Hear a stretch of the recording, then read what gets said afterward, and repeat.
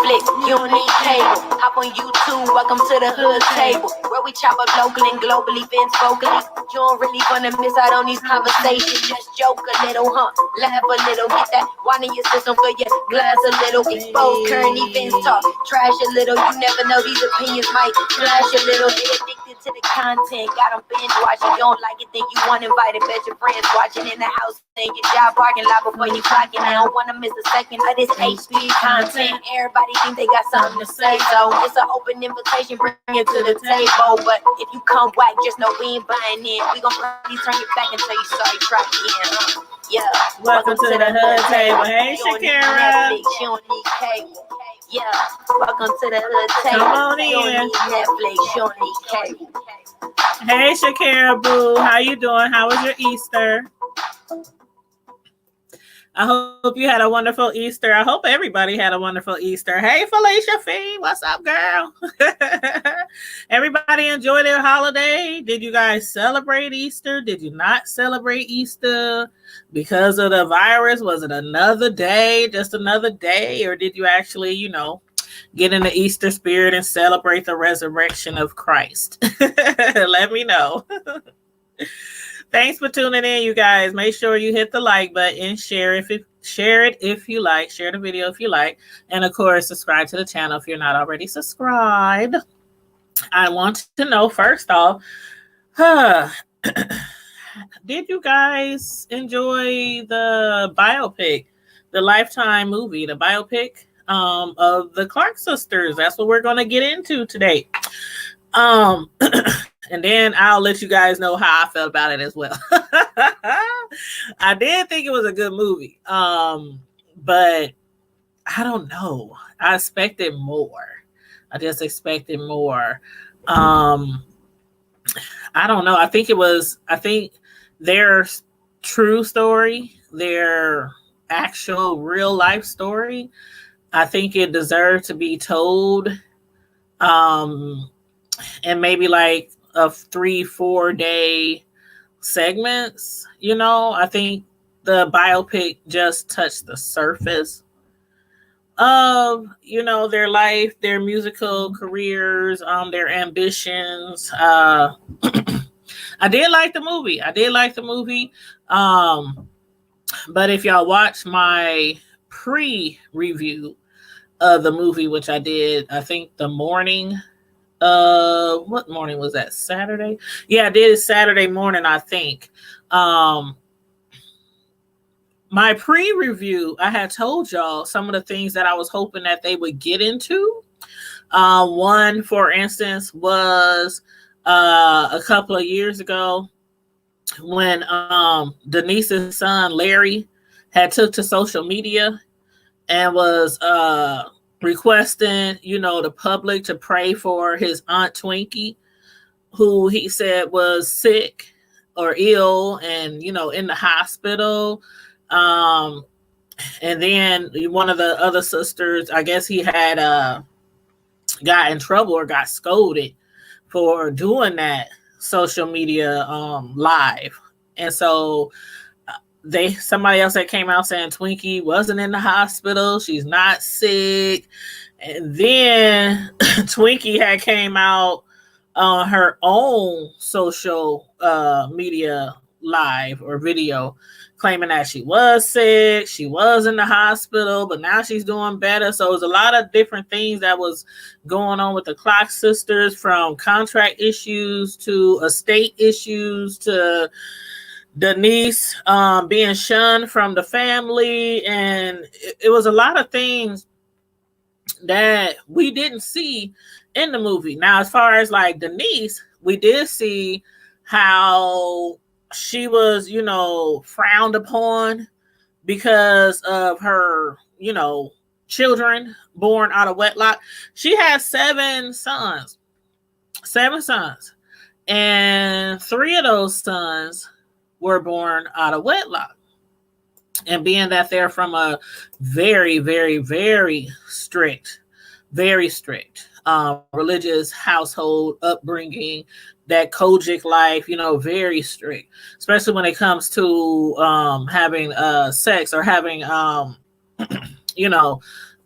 not being married, having fornication, per the Bible, fornicating and having sex without being married and then having kids without being married.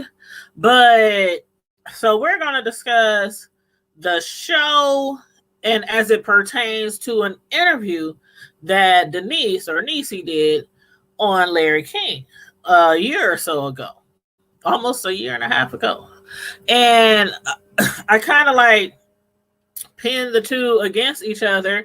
And although I do love the movie, I did like the movie as far as like, I guess I could say as far as musically, I did enjoy the movie because I've always loved the Clark sisters. I mean, I remember growing up and, we grew up in a strict household too, went to church all the time. If there was 20 days in a week, we would have been in church 20 days a week. Till I was like a teenager. When I got older teenager, that's when I kind of was like doing my own thing, wasn't trying to be at church. I was out in the streets or working, trying to make money. Hey, real mamas, how you doing? But you said, unfortunately, I had a family member that died, so I did. Oh, I'm sorry to hear that, Sakira. I'm sorry to hear that, hon. My condolences to you and your family. Oh my God, that had to be really, really not good to go through over the holiday. It's sad enough to lose people and you can't celebrate with them in upcoming holidays, but when somebody dies right around the holiday, I know that can really affect people. So yes, my sincere condolences to you and your family. Excuse me, I need some water or something. But y'all tell me what y'all thought about the movie. And if y'all happen to watch that Larry Reid show that came on like a year and a half ago, when he interviewed Twinkie about her standpoint or her point of view of their family and everything they went through. No problem, hon. You are so welcome. You are so welcome. As far as like Denise, as far as her being shunned from the family, like it didn't really show a lot about what happened after that, if they ever tried to get back together, if they ever talked again, if they ever tried to all come together again. A few years back, when they received, the sisters that still was singing together without Niecy, when they had got an Essence Award, a few years back, Karen, she had took to the mic when I guess she was giving out her thank yous and all that, her little speech. And she had mentioned then during the 2016 Essence Awards, and Twinkie wasn't there because Twinkie had just literally got out the hospital, and Niecy wasn't there, of course, because you saw in the movie how after, she kept having kids, they kind of was like, they wasn't feeling that. They were shunning her. So she wasn't there either at the Essence Awards, but the rest of the sisters was there. And Karen had made statements saying that their family was getting back together and that they were going to be like the image of families coming back together. And that she had reached out to Denise, who wasn't there.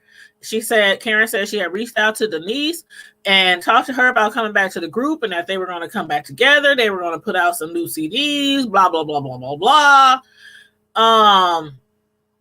And then when you see Denise on Larry King, she's like, that never happened. They never reached out to me. I haven't seen or spoken to my sisters, like spoken as far as like really having conversations. She said she hasn't spoken to her sisters since their mother's funeral. Remember in the movie when the funeral happened, the mother had passed away, Maddie Moss Clark, aka Joe Jackson. She ran her house. She ran her house just like Joe Jackson did with the Jackson 5 board. She was really strict. And being that they were a talented group of girls, sisters, she pushed them to excel in the music business vocally. She challenged them. I remember when in the movie, she said something about, she asked one of them, could they do something? They was like, oh, that's easy. She was like, we don't do easy in this family. We don't do easy in this family. She challenges them to, do great, be perfect, and she said the word easy is like a curse word, in their family. But yeah, when she was like throwing books at them and heavy, big books at them, throwing them at their head and stuff when they messed up, on a verse or something, when they was having like choir rehearsal, if they messed up on a key or was off key or out of tune or, whatever, she was really, really strict. But when their mother had passed away, which was from, complications, from diabetes. She died from diabetes. And she had actually, they didn't show the part in the movie either where she had lost her leg. She had to have her leg removed. She was in a wheelchair. And then she eventually died. They didn't show all that in between stuff. But at the funeral, Niecy ran up, and because she wanted to be, in the same car, the funeral procession car, with her sisters, but they didn't want her in the car. So she had, had told on Larry King how, just like with her father when he passed, Albert Clark, just like with her father when he passed, the one who was portrayed in the movie as maybe being abusive. She said when he passed, she wasn't privileged to go to that. She said they buried her father, put her father in the ground without her. She wasn't called. She didn't know he died. She didn't know, none of that information. And it was kind of like the same thing with her mother, how she was shunned from the family, from the sisters. And so when her mother died, it was like basically how you see her running up to the car, running up to the church, like after they, had the service and everything. She said in her interview that she had barely even made it to the funeral because she had to drive a very, very long way. She was staying in Cali then, and they were still in Detroit. So she had to drive all the way from Cali by herself with her sons. And she had claimed that she almost didn't even make it to see any part of the funeral, procession or whatever. And what she said had happened was, like, a lot of people all these years had thought or assumed that Niecy had been kicked out of the group, that either Maddie Clark, their mother, had kicked her out, or the sisters had kicked her out. But what she claimed had happened was, she claimed she had left. She claims that a lot of rumors had been circulating for years about her relationship, her children, their group, and a lot of them were lies. But she confirmed that she was not put out the group. Like in the show, it really doesn't even like depict if she was really kicked out or if she just left. It kind of made it seem like they just didn't want her there anymore, and they might have kicked her out. But she claimed she wasn't kicked out of the group. She claimed that she left the group, and it was mainly because she was being looked down on and frowned on because of the fact that she had kept having children. Like once she had her first child out of wedlock, they were like, oh, okay, that's this horrible.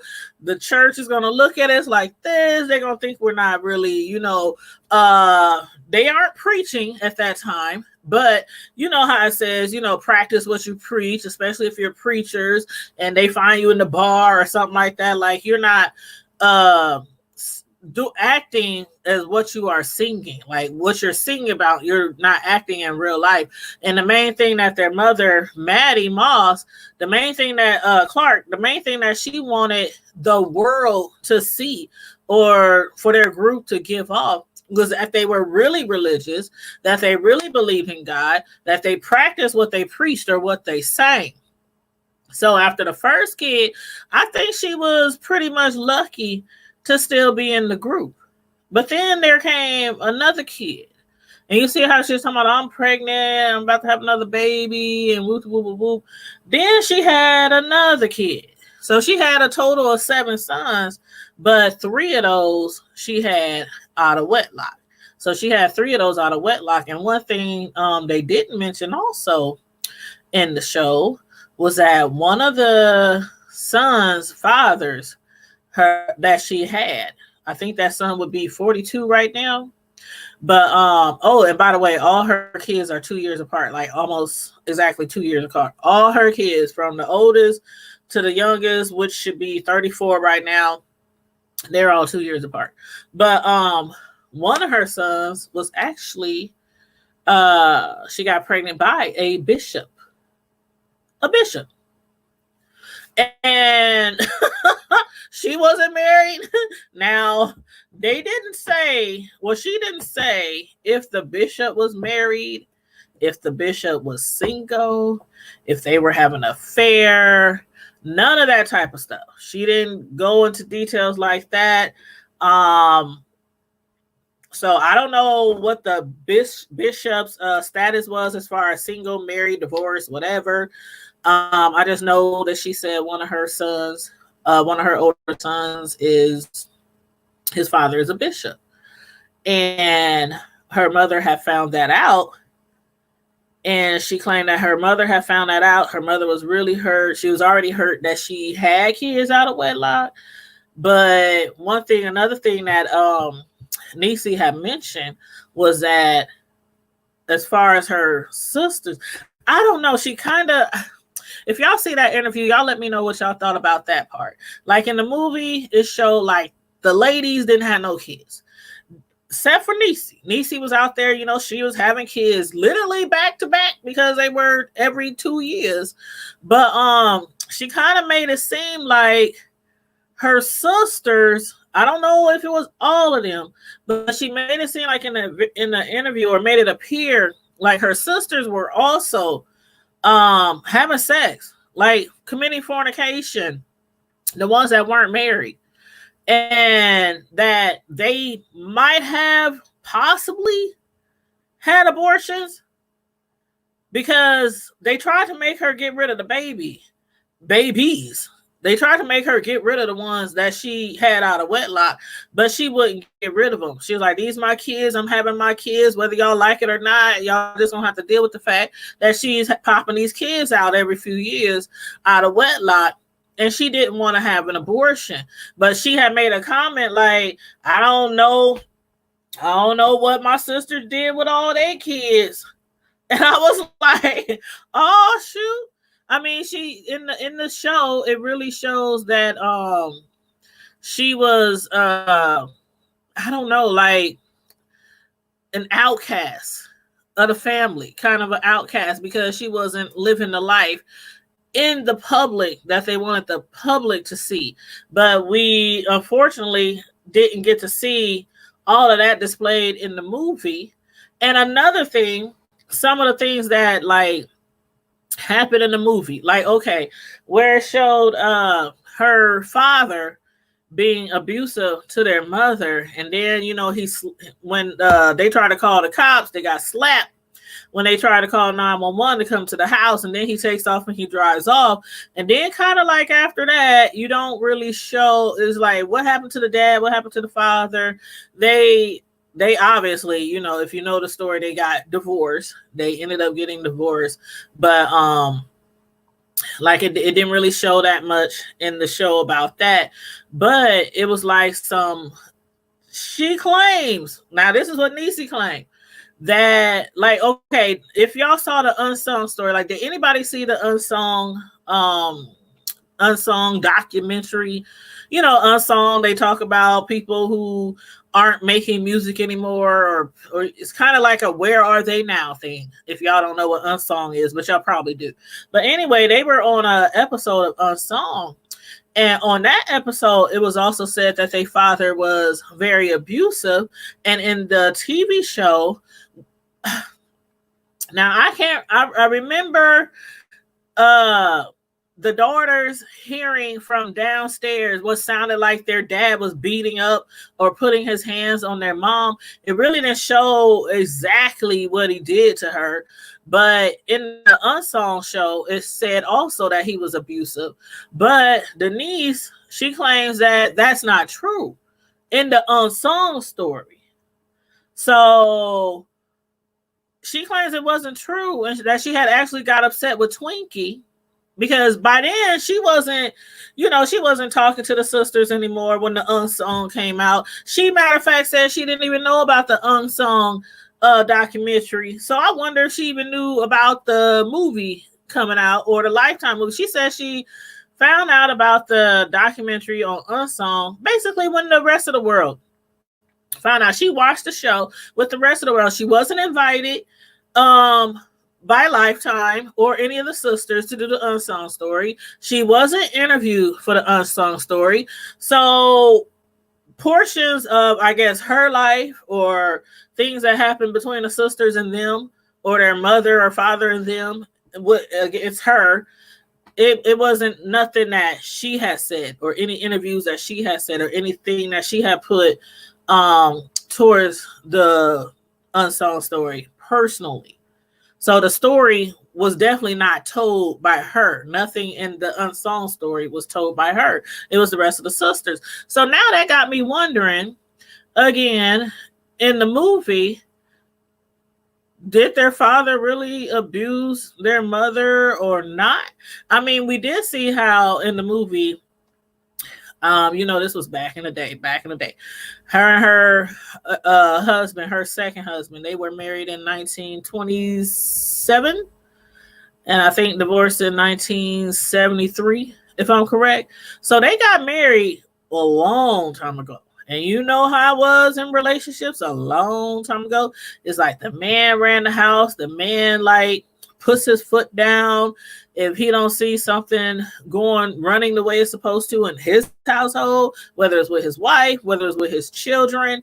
And so he was really, strict and firm on her being there whenever he needed her, especially if it was a public event, especially if you were a pastor or reverend running a church, which he was. And he was getting he would get upset when she couldn't be there, when she wasn't on his arms at a convocation or at an event or at a meeting or anything like that. He would get upset, and you saw that, when they show him expressing that to her, and I guess it shows that he had got enough and he was abusive, but it was just that one scene.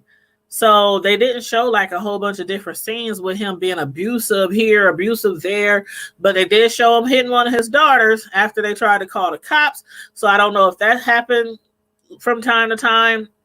That stuff does happen, when, in real life with certain families, when a child try to help their mama, stand up for their mama, they'll get knocked down or beaten worse than their mother, by their own father. So I don't know. So it's certain things that had been going around for years, certain rumors about certain things. One of them being her being kicked out of the group, Niecy being kicked out of the group by her mother or her sisters. Another one being how her sister Twinkie was said to be in the hospital and sick, and then one of the other sisters coming out publicly saying that's not true. They specifically said, if you didn't hear it personally from out of the mouth of one of the Clark sisters, then it's not true or it didn't happen,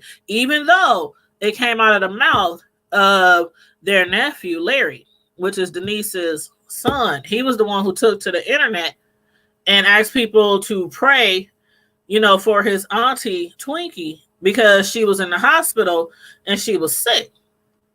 So that's why I said I like the movie as far as musically. It showed how their mother pushed them, how great they were from a very, very young age.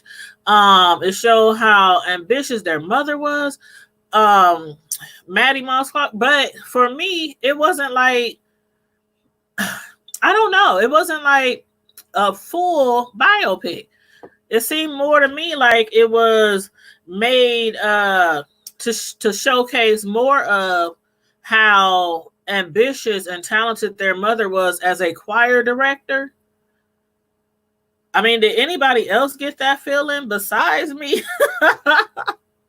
I'm like, I don't know. It seemed to me like it was more focused on their mom and her grooming them into a group, which was all good. That was all good. I was entertained by the music. I was entertained by the vocals, especially for the vocals of the ladies, the actresses, because those ladies can really sing. Like, oh my God, they were amazing. Some of the ladies, one of the ladies that was in the group, one of the ladies, her name was Kiera Sheard. She played one of the members of the actual Clark sisters. Now, she's of course the granddaughter of Maddie Moss Clark. She played she also played in, what's that other movie? The Preacher's Kid. She played in The Preacher's Kid. She has several albums out. She's like really, really a great singer. She's a gospel singer. She's a fashion designer. She's an actress.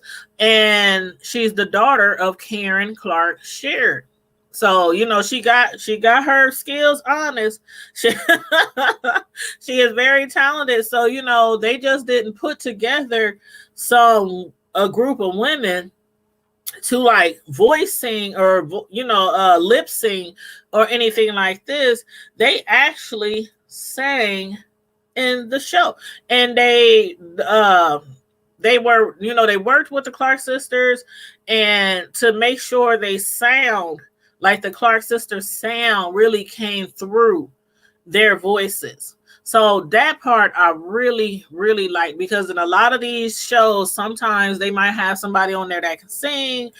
And it's like they really don't just hit the nail on the head when they come across with the actual real person's, vocals or sound alike vocals, or you know what I'm trying to say. So I thought she did really, really good on that part. Thank you for tuning in, Felicia Fee. Thank you so much. Handle your business, girl. Handle your business. I'm actually off of work today. I actually forgot that I had requested to be off of work today. That's why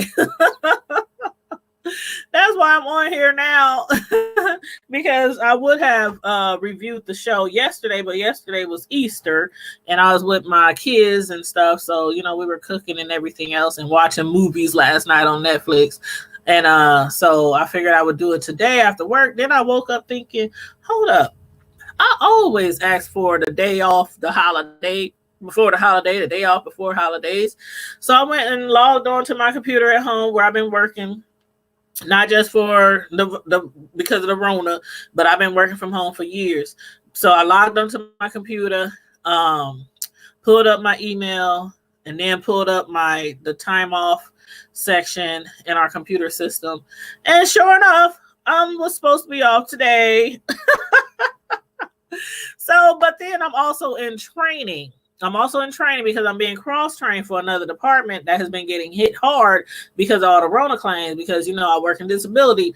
So a lot of claims is coming through for people who can't work because they got sick and they got to be off of work, or, shut in. Per se, shut in, the sick and shut in, they got to be shut in for like 2-3 weeks while they dealing with Rona. Some people even more, and some people are dying from it.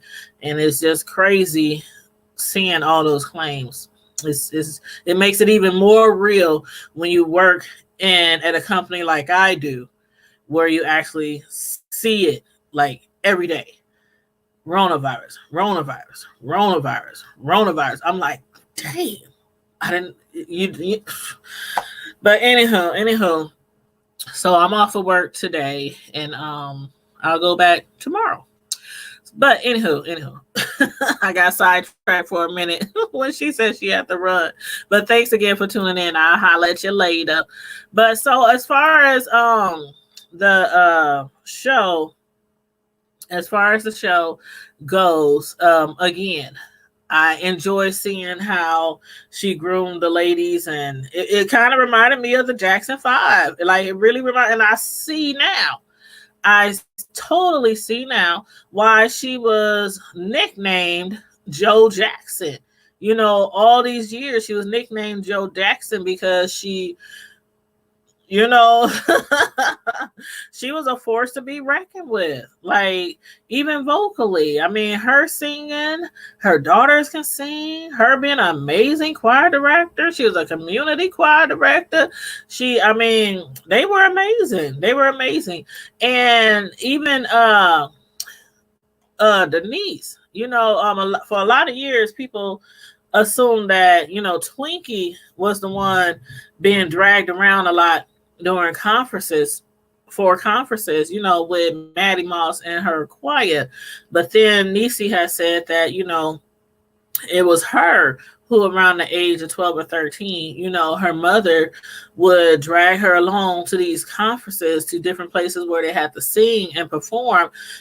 You know, when because a lot of times they were out of town, a lot of the singers, you know, they had regular jobs. Like, a lot of these people out here, like, I'm sure even with like the Kirk Franklin choirs, the big mass choirs, these people have regular jobs, and so some of them couldn't get off of work for every performance. So she would have her fill in, and she would have her come sing at the age of 12 or 13, singing with the grown folks, you know, for the choirs that she had, you know, was running or whatnot.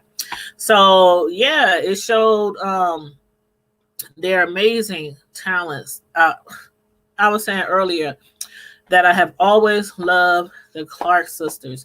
Like, growing up in church, and I was in the choir. I was in the choir at church from a very, very young age, probably from the age of 5 or 6. I was in choir, and then I think I stopped singing in choir for church, that is. I think around the age of, 15, 16. But I sang in chorus at high school. So I was still singing in chorus in high school, but around that time I kind of like stopped going to church a whole lot, or being forced to go to church a whole lot, I should say, or just didn't go. But yeah, I remember those times growing up in church, and my mom and my stepdad, who raised me with my mom, we had like the big brown stereo player, the big huge, you know, the wall, the floor stereo player. It had the 2 big speakers on the side, and it had the CD player inside, and it also had like a disc player inside. And I remember waking up, and it had the radio, you know. So, and the only music that was allowed in our home when I was younger was gospel music. There was no secular music allowed in my home while I lived there.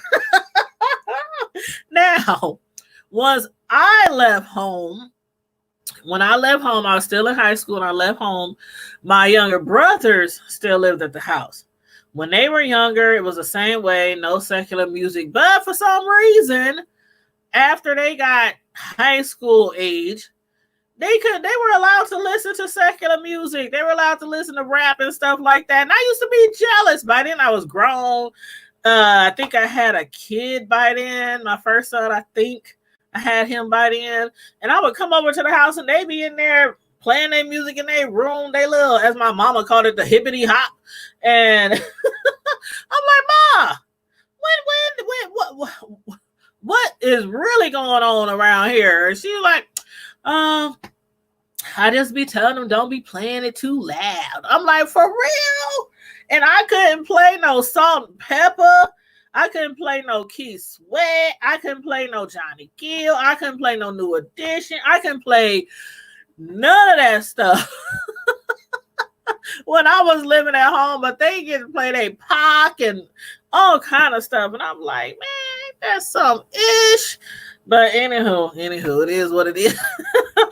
But I guess, she kind of changed growing up because boys are just, boys can be very different from their daughters. And especially when the first one born, which was me, she was really overprotective, like really overprotective.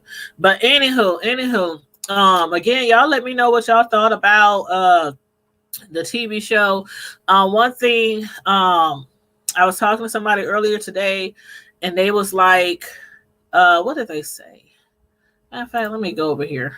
Let me pull up this screen real quick. They had said that they really enjoyed the movie because they learned about a lot of things that they didn't previously know about when it came to the Clark sisters. And I'm like, we really didn't learn all that much in the movie. I mean, what we really know about the Clark sisters we did not find out in the movie.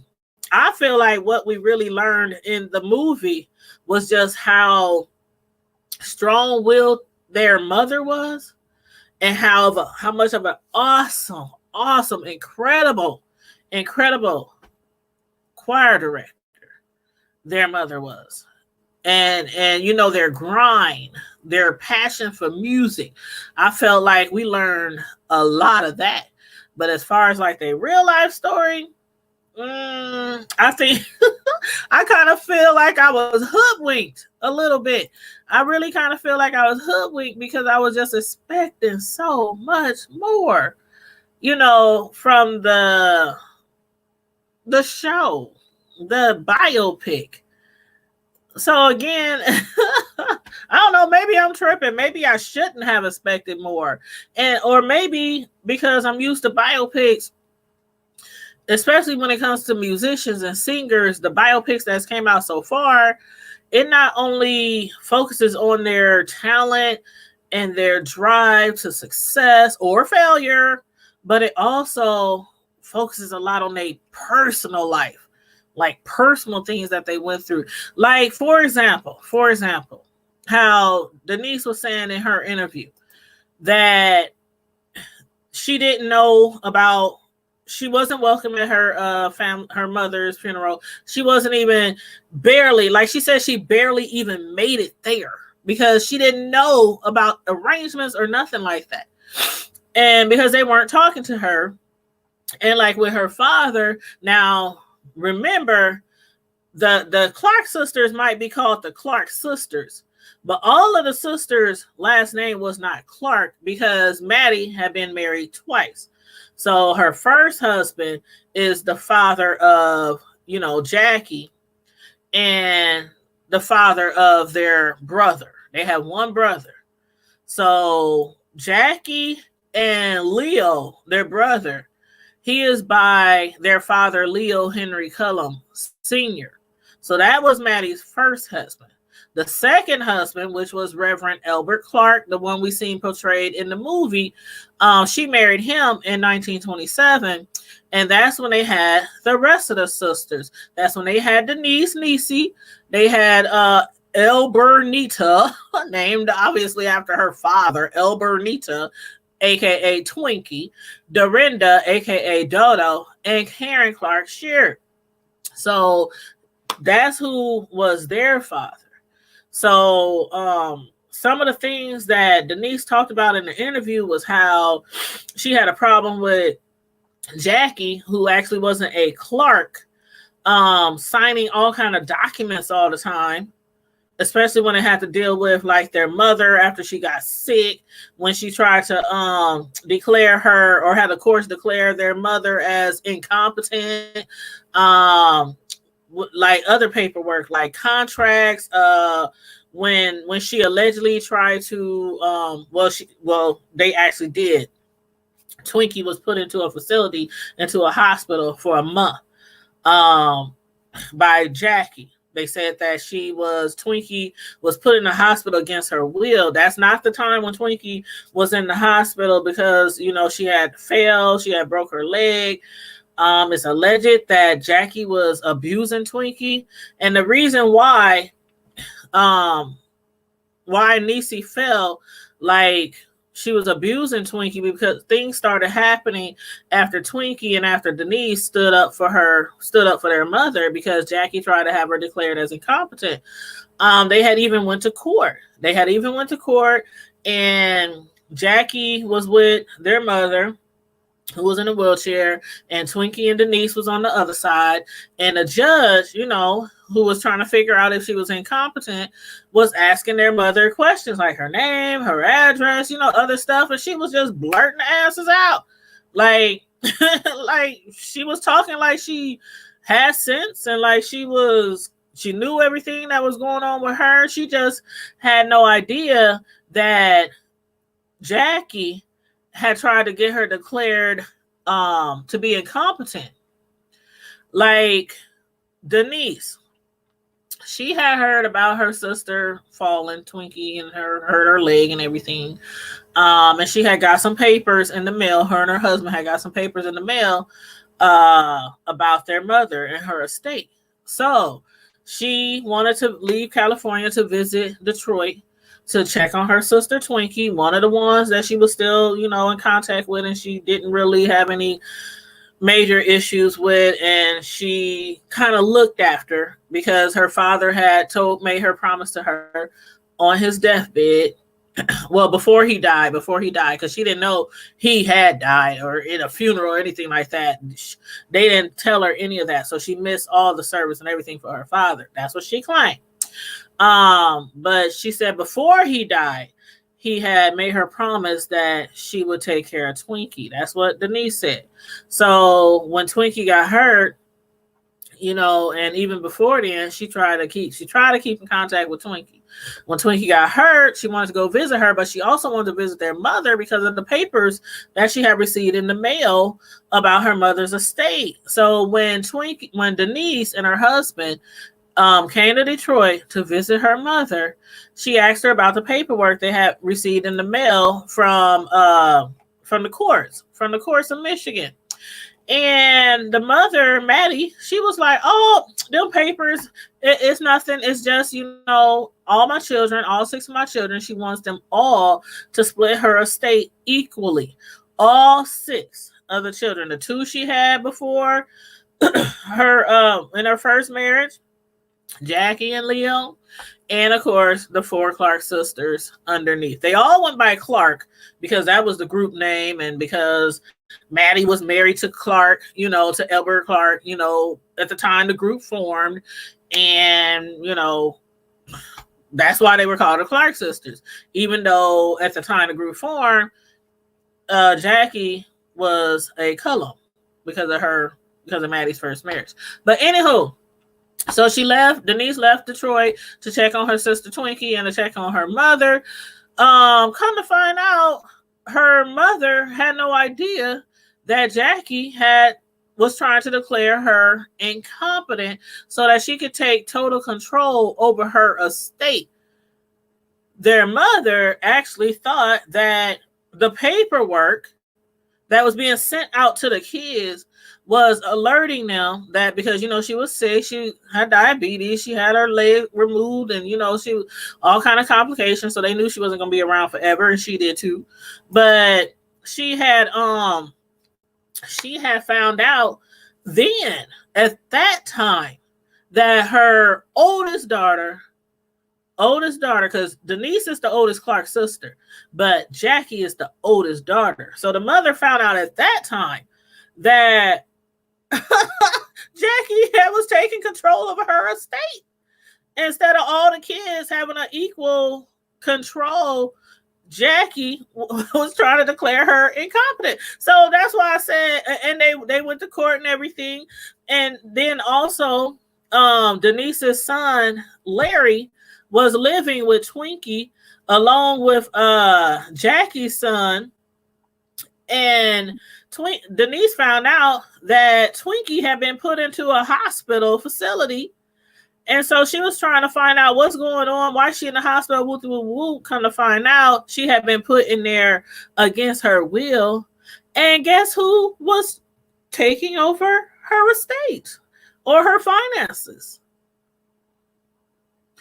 Jackie.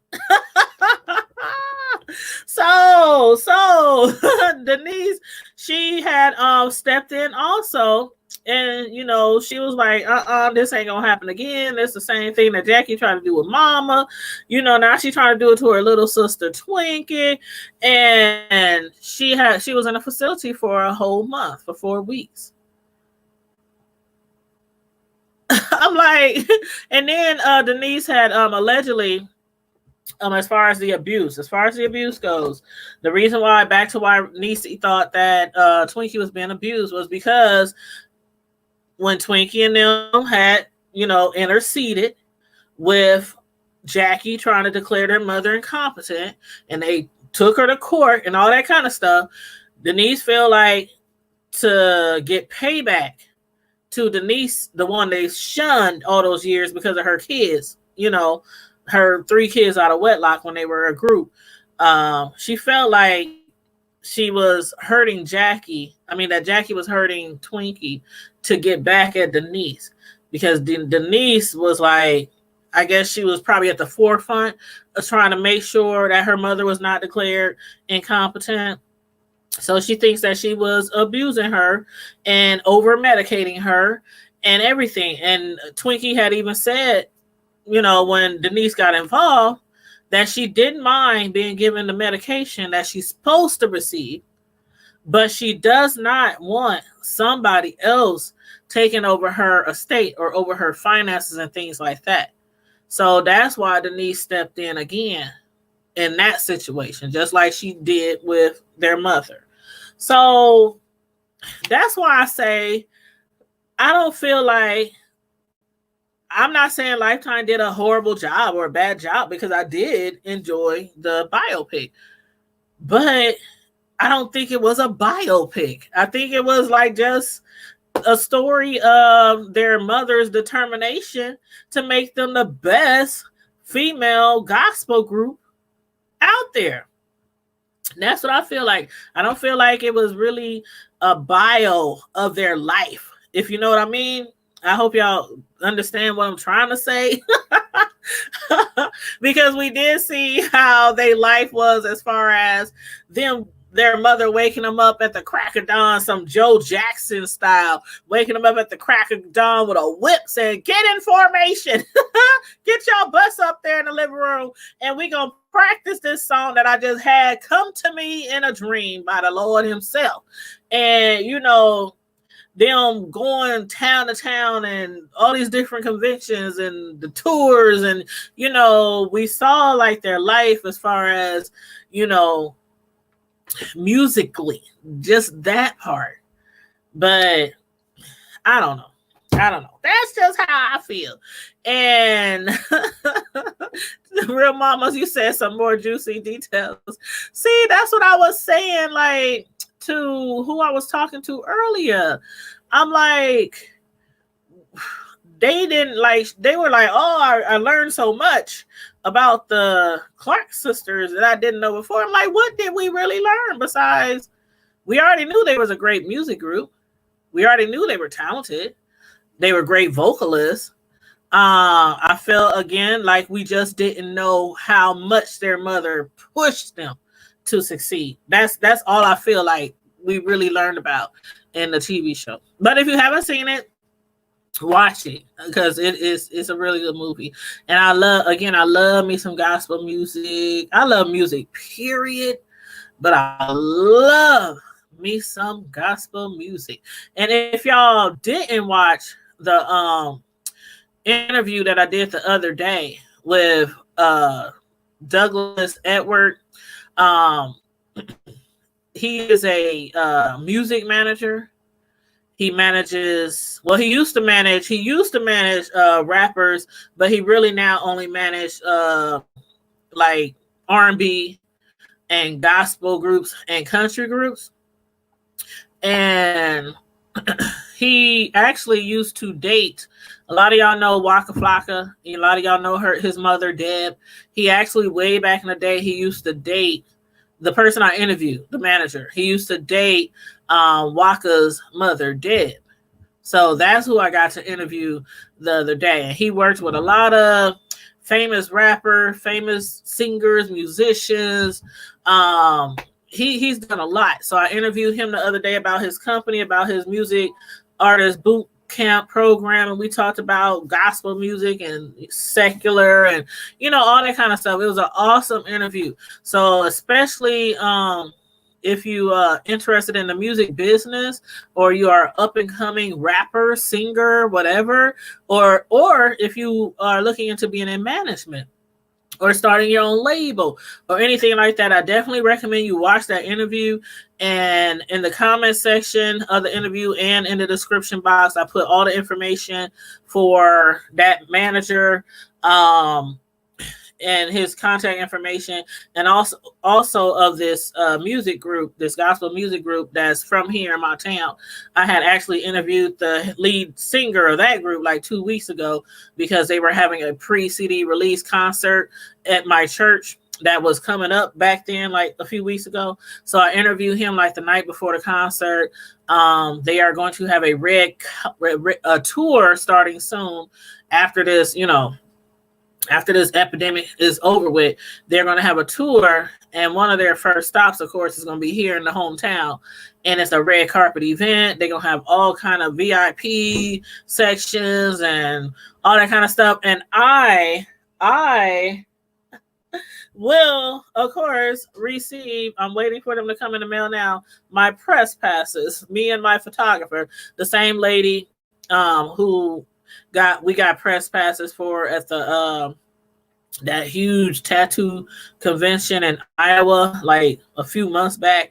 So my photographer, she'll be there. We'll be taking pictures and interviewing them and all that. I'm gonna get my CD signed, because I bought a CD at the pre-CD release party. I bought a CD, so I'm gonna get my CD signed by the members, and that's gonna be so fun. I've never been to a red carpet event before. Never thought I would ever be at a red carpet event in my entire life. But anyway, and it's gonna be other people there, other gospel groups, and some of the gospel groups that was at the pre-CD release party a few weeks ago. Some of them is coming back, on the tour as well. So, all right, real mamas. I didn't see when you had typed that in. Oh, that was a few minutes ago. I don't know if she's back yet or not, but she said she'd be right back. But yeah, so I love gospel music. I really do. So that's why I really, really enjoyed the biopic. I just was expecting a lot more.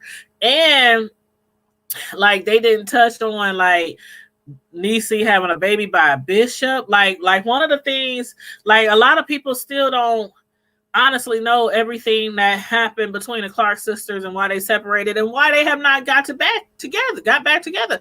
Like when Karen had made the statement at the Essence Award in 2016 that the group was coming back together and they was going to be the image of families reconnecting and stuff like that. Niecy was like, they ain't never reached out to me. She claims that she hasn't really had a conversation, although they may have been at some events at the same time, because they both in gospel, and Denise is an apostle, and they go to convocation, all that kind of stuff.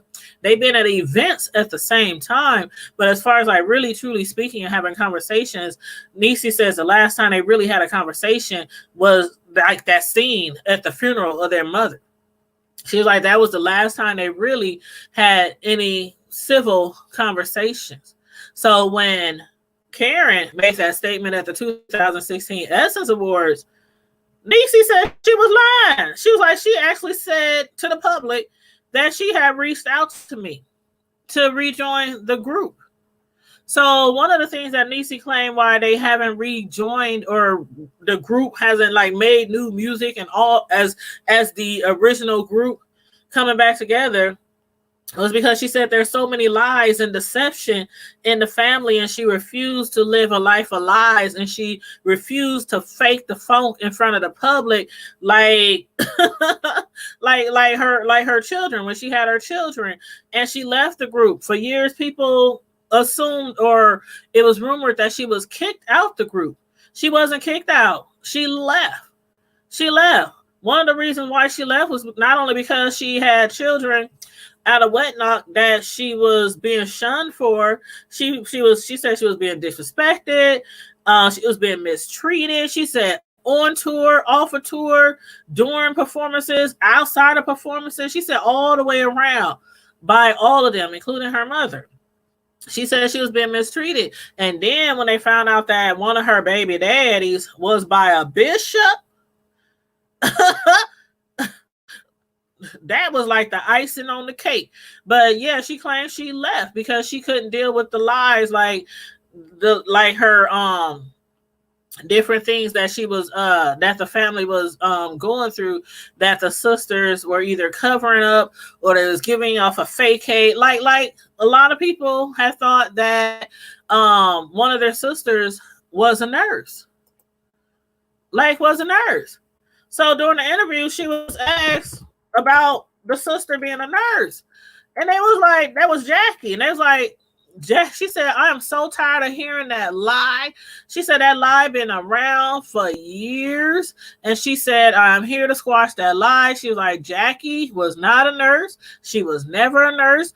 She never got a license. She said she went to school to be a nurse, but she flunked the board several times. She was like, she went to the board several times, flunked the board.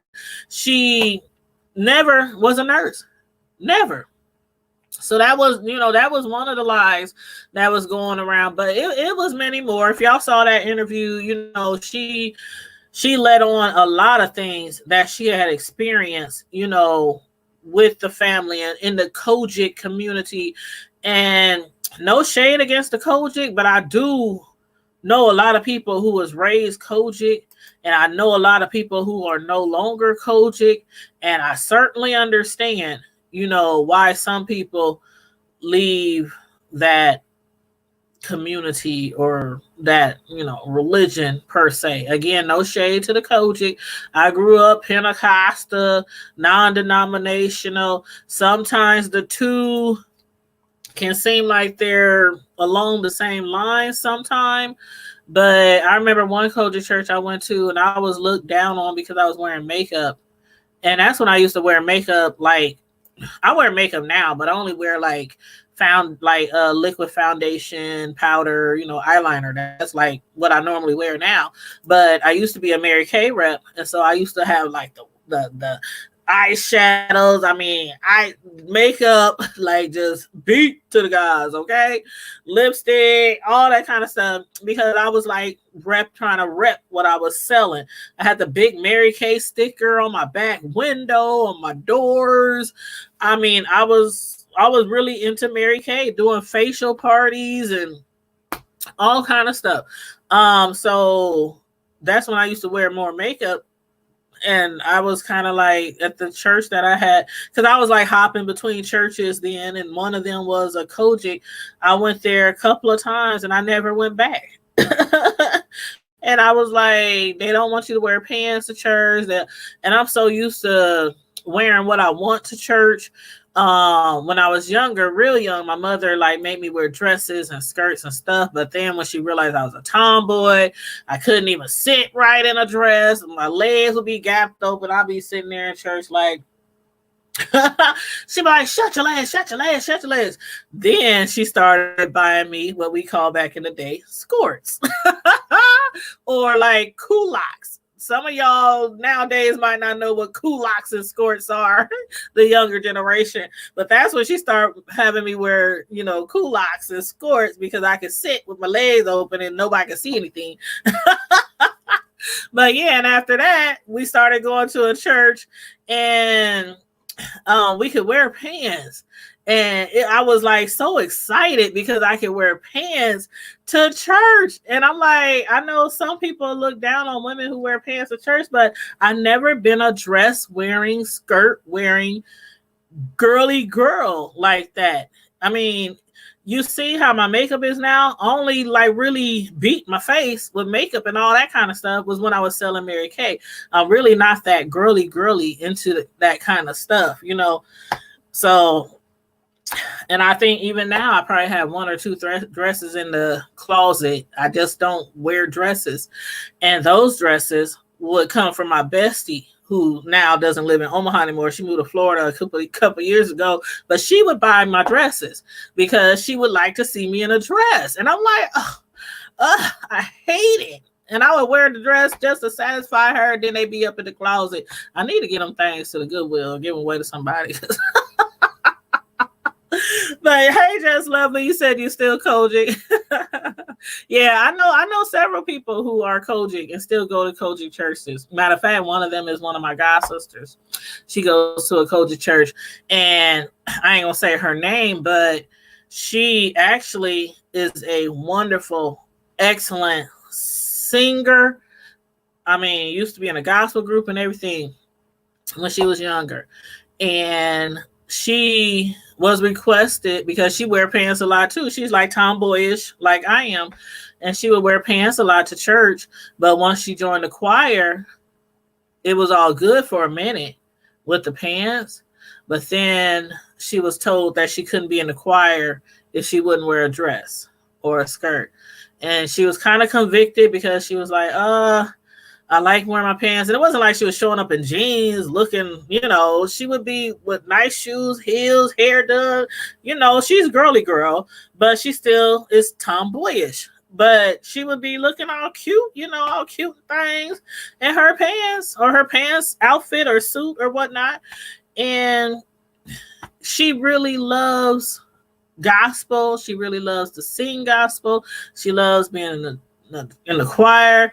At first, she had declined to stay, and then she felt convicted. She was like, "Oh man, if they really want me to wear pants, if they really want me to wear a dress, and I really want to sing, I guess I got to do what they say." And so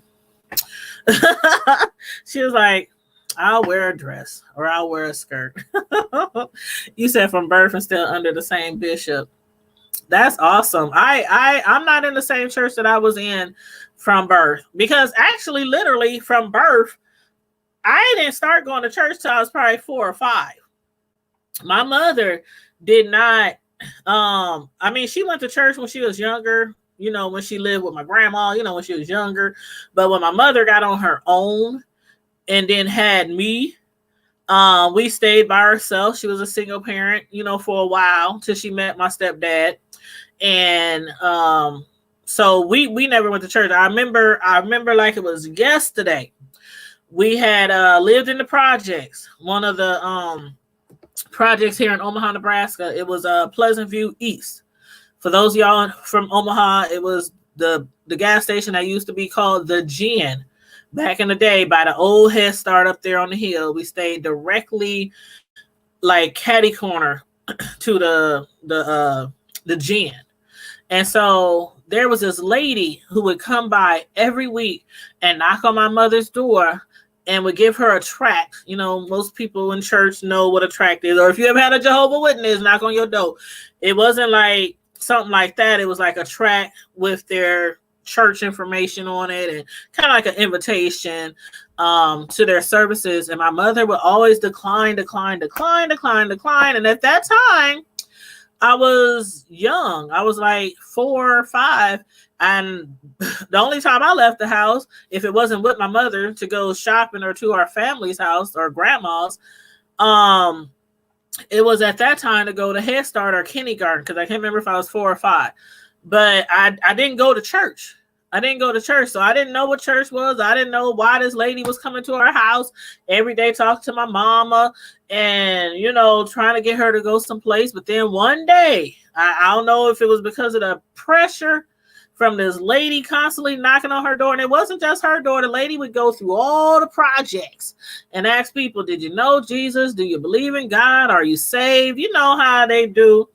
And one day my mom, she just, I don't know, decided to try the church out and went to the church. And I swear it was on ever since. So I didn't start going to church till I was like 4 or 5. And the first church I went to was like a Pentecostal non-denominational church. I loved it. I made a lot of friends there. But we only went there till about, I think I was 12 or 13. Then my mother, one day at home, we didn't have a car back then. We was low income. We didn't have no car. We was on the stamps and the WIC and we all that kind of stuff. We was always broke. Let me put it that way. But anyway, we didn't have a car, and she used to listen to the gospel on the radio all the time because no secular music was allowed in the house. And there was this local minister, this female pastor, who would come on the radio like once a week. And my mother fell in love with her preaching. And when my mother found out that the ladies' church was within walking distance from our house, one day she got me dressed. Well, not got me dressed because I was like 13, but you know what I mean? She had me get dressed. She had my little brother at the time, because at that time I had one. Was my other baby brother, was he born yet? I think my baby brother was just born. So she took us to that church. Yep, I think he was just born. So she took all three of us to the church, and we walked. And it was like a revival. There was a revival going on. And you know how them Pentecostal churches, they will have a revival for weeks on end. And that church did. But anyway, we went to a tent revival. No, it wasn't under a tent that time. It was in the church. And we went to the revival, and something just touched her spirit. And she decided to leave the church that I've only known from like the ages of 4 or 5 to 13. And she took us out of that church, and we joined this other church, which was also like non-denominational Pentecostal. So that's really all I knew growing up. And then after I stopped going to church as a late teenager, probably like 16, something like that, I stopped going to church like I normally did all the time or was forced to. And then I kind of just stopped going to church.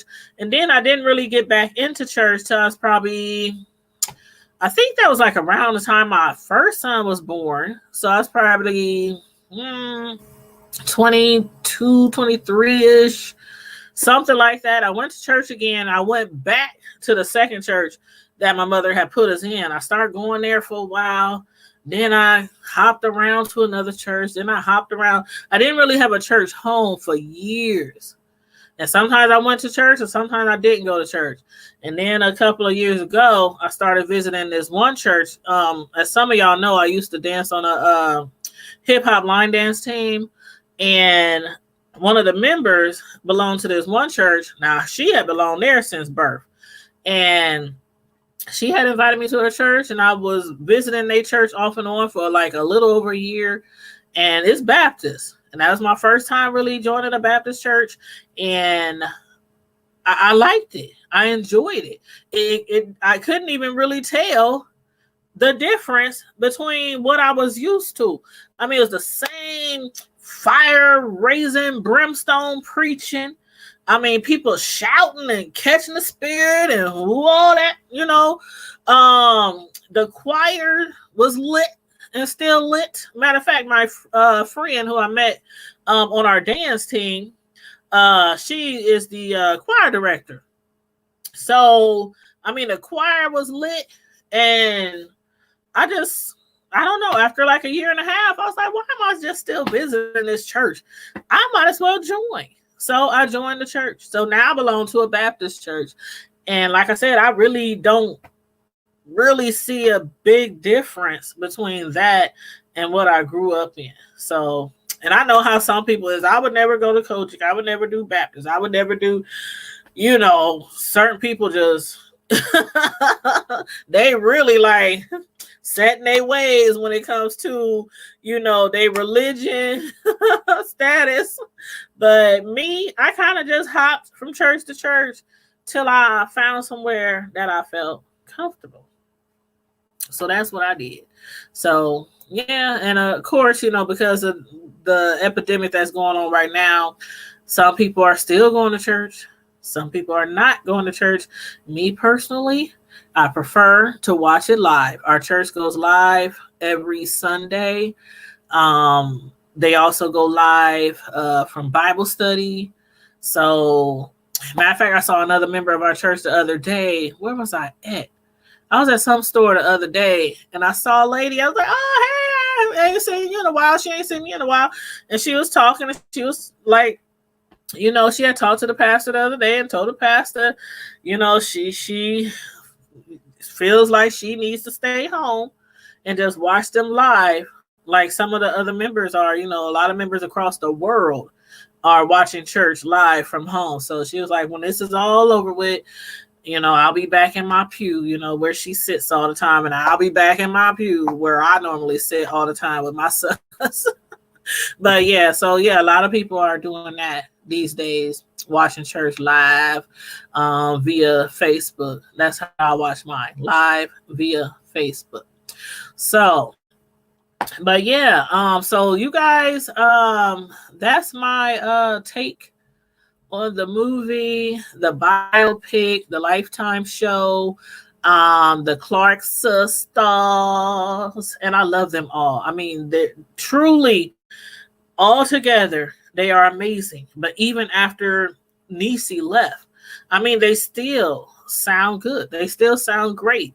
So if they ever get back together, I'm sure it would be God's will if they got back together. And if they ever don't never get back together, then I guess that also is God's will if they never come out with a new CD. But as far as I know, I haven't heard about no new CD. If a new CD is out there, somebody please let me know, because I would love to check it out. But yeah, I haven't had a Clark sister CD or tape in years, since like way before my mother passed, because she loved she loved her some Clark sisters. That was one of her favorite gospel groups as well. But other than that, you said you visited other churches, but I can't get down. And I feel you. I feel you. Some people are like that, especially when you join a church from birth. And that's all you know. That's all you know. So I get that. I really do. When we jumped from our first church, where I had the church I had only known, to that second church, because it was like the same lines, Pentecostal, non-denominational, it wasn't like, it was just like, okay, I'm gonna miss all my friends. And I still saw some of my friends, from the old church, because, I had we ran the streets together or whatnot. And then also for junior high, my mother from the old church, from the first church we went to, there was a lady who was a principal in this religious school. And her and her husband had came there. They was going to different churches in the hood and different neighborhoods in the hood. And they was talking to parents, trying to enroll their children into their Christian school. So my mother actually had enrolled us in that Christian school when I was going to that first church, me and my bros. And then a lot of the kids at that church had, their parents had enrolled them in there as well. I'm talking about everybody in the hood was going to that church. It was like bus loads of black kids, little black kids, some of them gang members, some of them, I mean, ghetto, ignorant. I mean, it was all kinds of kids on these buses that I was riding with. And it wasn't like I was like one of the perfect ones or anything like that, because I was from the street too. But it was like one day just a bus loads of little black kids from the hood, from the projects, showed up on the first day of school at this Christian school where it was nothing but, I mean, it was really only white people there. I mean, it was probably a few mixed kids, a few Latinos, but it was crazy. It was crazy. I felt totally out of place at that school. But anyway, what I was getting at was I went there for a couple of years. Then I got kicked out. So for 9th grade, I couldn't go there. I went there for 7th and 8th grade. I got kicked out because I was always getting in trouble and getting in detention and other stuff. And I refused to get spankings, because at that school, they would spank you. They would like either paddle you, or you would have to do a week in detention, and you have to literally read the Bible from Genesis 1:1 as far as you can read all day long for the whole week of your detention. So when I was a child or a teenager, and if anybody tried to come up to me and quote some scriptures or tell me what the Bible said and they was wrong, I would shut them down because I knew the Bible inside and out, knew every chapter, backwards, forward, front. I mean, because I was always in detention and always reading the Bible. And then we already had like, I don't know if you would call it like mass or something. Every morning, the first class we had, we was in like a small auditorium and we had like a Bible study or something for like the first hour every single morning. So not only that, but I was in church at home, going to church all the time. Then every time I got in trouble at this Christian school, I had to read the Bible from the beginning. And it was like every single time you went to detention, no matter if it was your 4th or your 10th time, you had to start all over from Genesis 1:1, not where you stopped the last time you was in detention. Hey, Miss Sislo, how you doing? But yeah, so anyway, what I was getting at was once I went to the new church, I still saw some of those friends from my old church because a lot of us had been enrolled in that Christian school. And I think most of us stayed like a few years. Matter of fact, I had a boyfriend in 8th grade. My mother didn't really know he was my boyfriend. She just thought he was some guy that liked me, who always kept coming around to the house, who always kept sniffing around at our church. I was like dating him on the down low, not down low, but you know what I mean, on the low, because my mom didn't want me dating at that age. And he had actually got in trouble. He was a gang member. He was a Crip. That's kind of like how I got along that path. And he was a Crip. And he had kept getting in and out of trouble, even though we all went to this Christian school. But like I said, we all came from the hood, from the projects. So it wasn't like they just throw us in this Christian school. And then overnight, even though some of us went to church every Sunday, you know how it is. Shoot, just like grown-ups, they go to church every Sunday. And some of them on Saturday night is at the club to 3 or 4 in the morning, drinking and getting drunk, having fornication, sex, all kind of stuff through the week. And then they come to church on Sunday and they ooh, she must shout about Sunday. Hey, woo. You know what I mean? So yeah, the kids was like that too. It was like we went to church on Sundays, but outside of church, and even in this Christian school, we was not trying to be sitting up there acting like we some good old goody two-shoe saints up in that church. So a lot of times we always got in trouble and people were getting kicked out and our parents would be called and, all the kind of stuff. Anyway, I lasted 2 years in there before they finally was like, okay, we had enough of you. But my boyfriend at that time, who was a Crip, he had got moved to, it was kind of like, to me, it reminds me of the Fresh Prince story, because the Fresh Prince had got into a fight, on the TV show. He got in a fight in his hood, and his mother shipped him off to be with his Uncle Phil and his aunt. And like the same thing happened with my boyfriend at that time. He had got sent to Washington State to live with his aunt and uncle because they wanted to get him away from everything. I guess they thought it would help. It didn't really help. It didn't really help. Y'all might be like, why is she laughing? But because he became a pimp. Woo! So we went from the hood and going to church to going to a religious school. Then he got put out of that. His mother and them, they was like, oh, we need to get you out of Omaha.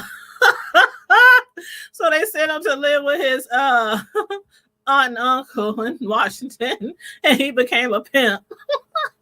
And he had a lot of hoes. And it was so funny because he would come to Omaha and visit sometime to see his family and whatnot.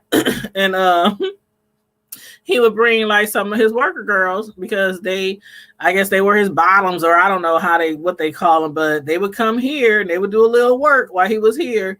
Then they would all go back to Washington. I was like, damn. They got him out the gangs, I guess, per se. But then he became a pimp. And I was like, which one's worse? A pimp or being in a gang? I don't know. Y'all tell me. But anyway, he ended up moving back to Omaha. some years ago. I think like 4 years ago, 4 or 5 years ago, and then he ended up actually getting murdered by somebody. So that was really, really hard. And I went to his service. I went to his funeral, and I saw his mom again and visited his mom, at their house and all that kind of whoopty whoop. But yeah, so anyway, that's a little portion of my life. Y'all know every now and then I share little bits and pieces. I'm not entirely an open book, but I do try to be transparent, from time to time on here.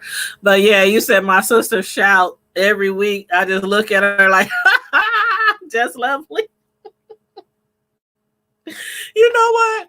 I remember those days growing up in church, and I swear I really didn't understand the Holy Spirit, but I did understand the Holy Spirit. But what I loved was mimicking our parents and mimicking like the elders, ladies and stuff. And I mean, it was like always one of us that was really good at mimicking a certain person.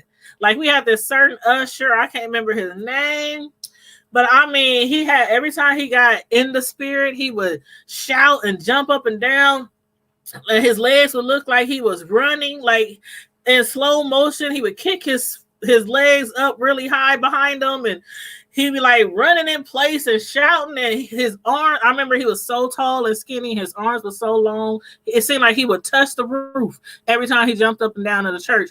And we had one child that, oh my God, just had him so down, so packed. And then, I mean, it was always like an elder lady or somebody who we would mimic, and it was fun. And when I looked at it back, when I got older, I'm like, oh my God, we was disrespecting the Lord. We was disrespecting the Lord, disrespecting the church house. So, I felt bad as I got older. But anyway, I'm sure there's a lot of kids who do that. But yeah, when I shout now, when I'm older in church and I shout and I praise, I don't be doing all that rolling on the floor and throw a sheet over me, kind of, Holy Ghost rolling thing like that. But I shout and I get my praise on when I go to church, especially when our pastor is off the chain. And matter of fact, I had him on a show a week ago. It was called My Pastor's Point of View. And we're going to do a segment like every week or every other week. And it's just going to be me and my pastor. And he's really cool. He's down to earth. So it wasn't like it was a show where he was just preaching, fire and brimstone. We was just talking and chopping it up, talking about what's going on in the world, the community, children. We was just, talking about, just stuff. And it was like me and my pastor's point of view. We even talked about, what's her name? Oh, I forgot. What's her name? The lady. Ooh, what is her name? The lady who was selling the prayer kits. The lady selling the prayer kits for $133.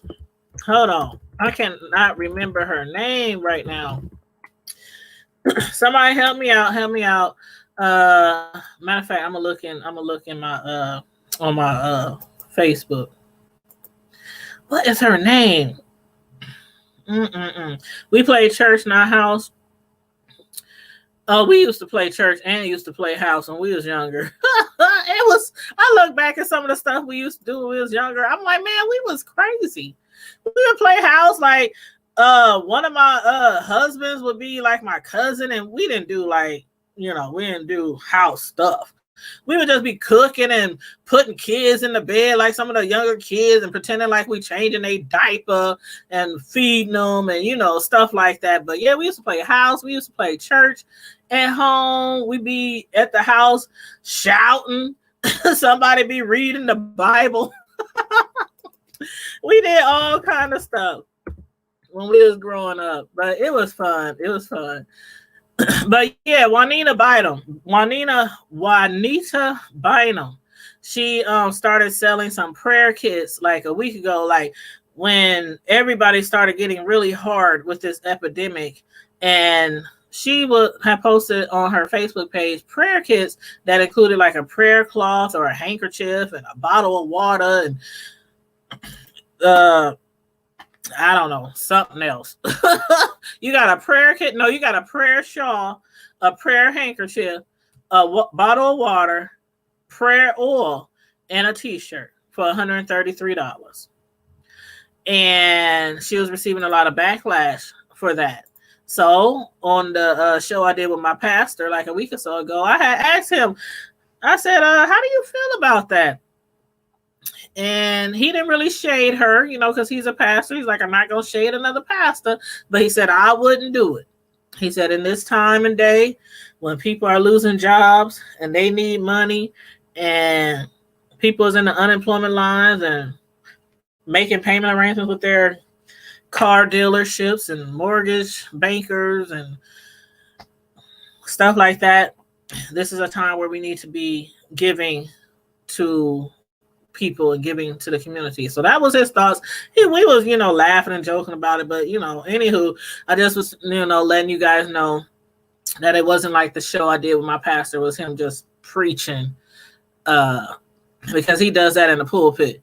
But he wants to come on my show. He actually reached out to me and said he would like to appear on my show like every week or every other week, several times a month, just to talk, just to sit down and talk about what's going on, different issues in our city, different issues in the world, stuff like that, just from a preacher's point of view or a pastor's point of view. Thus the name of the show, My Pastor's Point of View.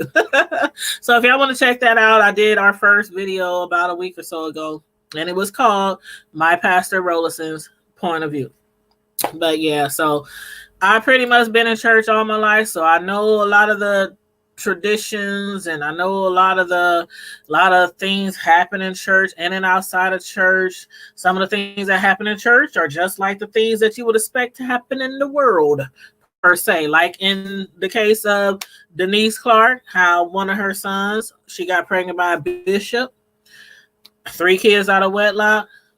One of them came from a bishop. She was shunned a lot, outcasted from the family, mistreated. So yeah.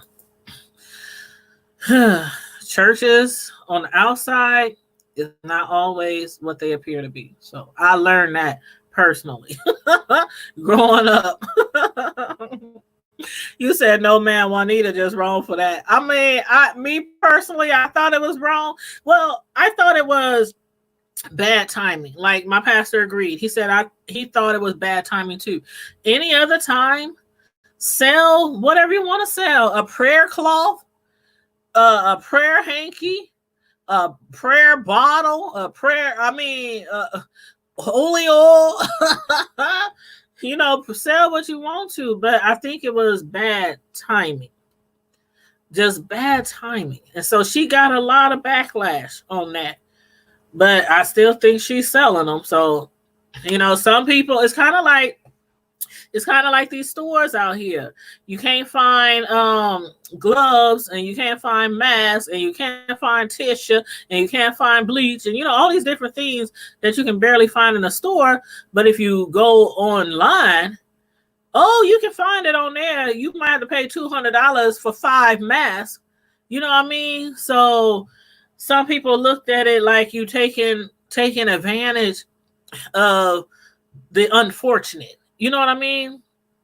Just bad timing. I just think it was bad timing. But anyway, I can go on and on. Y'all know I like to talk, so I'm gonna end the video right there. But if y'all did watch the show and y'all come in after I'm done with this review, feel free to leave me a comment, whether you liked it, whether you didn't like it. Feel free to give me your opinion on the show, after my review is over and you guys come in late. Just feel free to let me know how you feel about the show or anything that, was depicted in the show, or other things you might have heard, about some of the members or, whatnot. Leave it in the comments after this video is over. Please feel free. And also, you said you made your own mask. I was talking to my godmom the other day, and I was telling her, because my some of y'all know that my godfather, my godmom's husband, he passed about a week ago. We couldn't have a service in church. We couldn't have a service at the funeral home. The only thing they did allow us to do is have like a graveyard gravesite service, a small service. Like we literally, it was really short, less than 30 minutes. And they had like where 10 people over here, 10 people over here, 10 people over here. They made sure it wasn't all like on top of each other, even at the grave site. So I was talking to her the other day because after he passed, you know, she had all these boxes of gloves from the VA hospital because he's a vet, and they had all of these she had all these masks, she had all these gloves, and she had masks because she had bought a whole bunch of masks from like the stores before he passed, you know, before the Rona came around. So she had all these boxes of gloves, wasn't even open. So she just started handing them out to me and the rest of the kids and everybody who, you know, she was like, y'all need some gloves, y'all need some masks, y'all need. So that's how I ended up getting masks and gloves, because I couldn't find any at the store. And I was talking to her the other day and she was like, girl, go on to YouTube. You know how older people are. She said, go on to YouTube, and she knows I'm a YouTuber. She chimes in from sometime in the chat. She be like, your mother's here. But she said, yeah, she has said just that, just lovely. Just that, just lovely. She said just that. She said, go on to YouTube, child, and you can find out how to make you your own scarf. She said you get a coffee filter, and she started trying to tell me how to do it and stuff. I said, I'm gonna just go online. I'll figure it out. I was like, I'll figure it out. But yeah, that's what she said. She said use coffee filters, and I definitely got a lot of those because I drink me some coffee almost every single morning before I log onto the computer for work. Even at home, whether I'm at the office or at home, I'm gonna make me a pot of coffee before I can get my day started. So yeah, that's what I'm gonna try. After my masks are all used up, I still got a whole bunch of gloves in my glove box. But after my mask is used up, I'll try to make my own. But y'all men out there, y'all be careful, because some of them masks that people are making on their own looks like those scarves. You know, some gang members back in the day and still do. They wore scarves, like the Crips wore blue, the Bloods wore, you know, red. And we did a live a few days ago, and in that live conversation, that was our Friday night live. Matter of fact, that live was lit. Every Friday we do a Friday night live on the Hood Table. Last week or 2 days ago, whatever, that live was lit. Lit. Anyway, y'all gotta check it out. But we was talking about, because in this is there's this guy, well, two guys who were not allowed to be in the Walmart because they had made their own mask. And one of the guys who was interviewed, he said, when I was deciding to make my own mask, he said I was making sure that I selected the right colors. He said I could have got red, I could have got blue. He said, but I got pink. He said I got baby blue because he's a North Carolina fan. So he got baby blue because he said it matched my North Carolina hat and my jersey and all that. He said I got pink ones. He said I got all these colors that I would hope people wouldn't, you know, look at me if I came to the store with this scarf mask over my face. They wouldn't think that I'm dangerous or, you know, something like that. And he had on a baby blue one, and he got put out of Walmart. So Walmart was getting a backlash because they're like, okay, people can't find masks, and people using anything they can at home to find a mask. And you know, because we see these ladies out here with these masks, them scars, handmade, and they ain't getting put out the stores. But because he was a dude, even though he had on a baby blue colored one, he couldn't be allowed in the store at Walmart. I thought that was kind of messed up. I'm like, because first of all, like I said in the live on our Friday night live the other day, ain't no man before the Rona running up in Walmart with a scarf on, whether it's black, red, white, blue, brown. Ain't no man running up in Walmart with no scarf on. Now he might run up in a gas station. He might run up in a bank. But Walmart, where there's hundreds of people, I mean, hundreds and hundreds of people shopping and all kind of police.